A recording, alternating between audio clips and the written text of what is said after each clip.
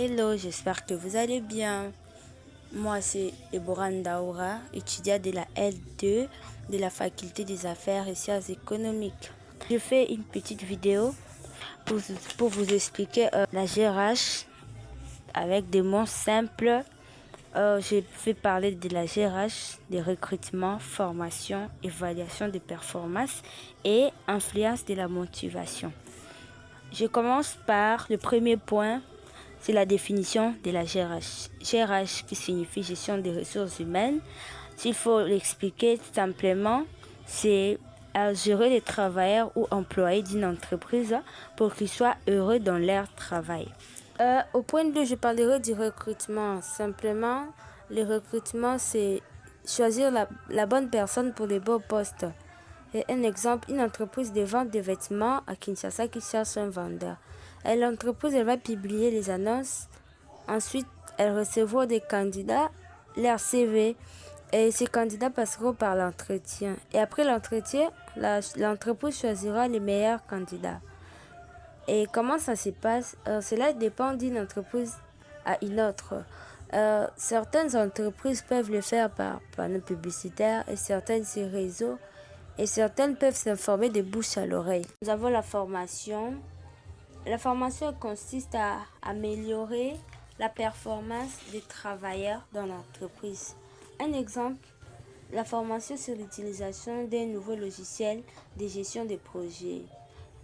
Comment ça va se passer? On commence par identifier les problèmes.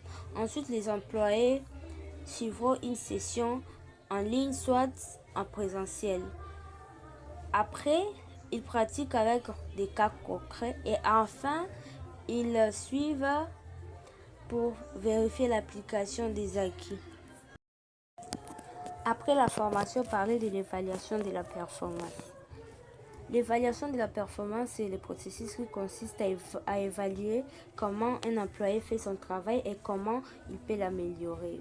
Un exemple, un vendeur dans un magasin et la manière dont ça va se passer.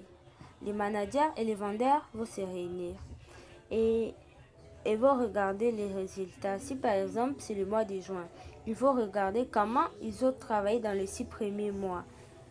Ils verront les points forts, comment ils vont l'améliorer. Les points forts peut être la bonne collaboration avec les clients. Et s'il faut dire comment l'améliorer, ça peut être l'augmentation des produits dans l'entreprise. Et ensuite, il faut fixer les nouveaux objectifs. Il est important de savoir que la GRH ne se limite pas qu'à l'administration. Elle influence la motivation des employés. Ces pratiques efficaces boostent la motivation. Elle influence aussi la performance de l'entreprise car elle mène à l'amélioration des résultats.